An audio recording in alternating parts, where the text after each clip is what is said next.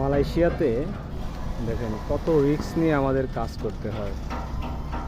কাজে এতটাই রিস্ক, যে কোনো সময় এখান থেকে যদি কোনো একটা দুর্ঘটনা হয়ে যায়, তার বাঁচার কোনো উপায় নেই।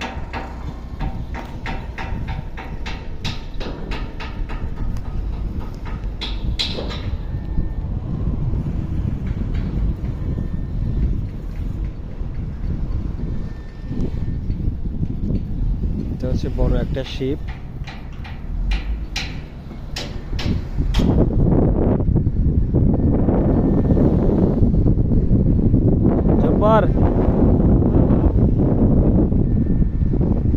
আমরা আছি এখন সমুদ্রের মাঝখানে আর কি। এটা একটা দ্বীপের মতো, এখানে জাহাজ মেরামতের কাজ করা হয়।